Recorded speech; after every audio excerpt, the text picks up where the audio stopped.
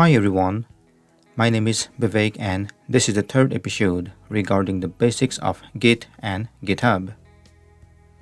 If you are new to my channel, then please don't forget to subscribe and hit the bell icon so you never miss out my new tutorials.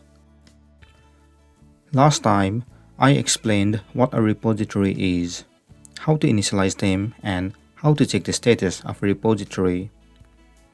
Today, we'll create some files and commit them. First of all, open the folder that we had created in our previous session. Right-click on it and click on Git Bash here.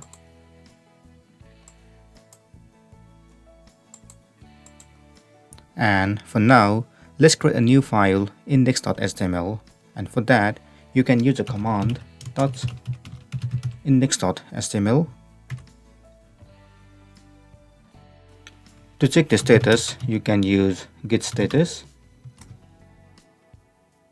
And currently it says untracked file index.html since this is a newly created file. If you want to make a commit now, there are two steps. We have to decide which file or changes we want to add in the staging area, and from the staging area we can then commit. The reason for adding in staging area is that in large project there might be hundreds of files, but you might want to make a smaller commit only for its CSS or JS. So you can add those CSS or JS and commit those files selectively.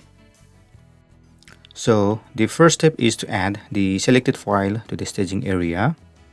And currently we only have index.html, so you can use git add index.html.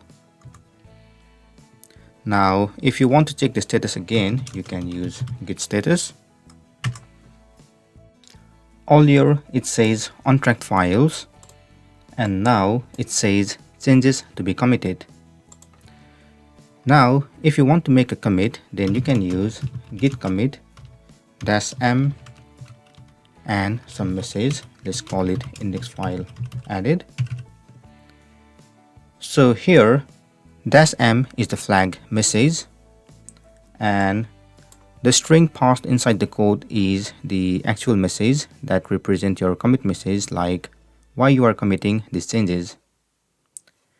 You can write any short message which should be understandable by anyone who tries to use this project.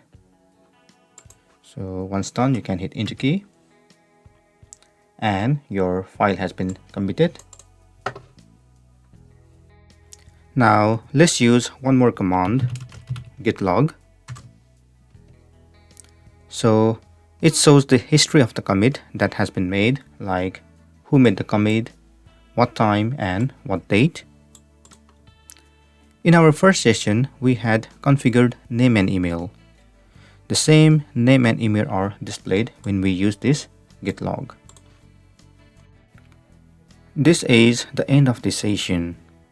In the next session, we'll add more files and work on commits. Feel free to comment below if you have any questions.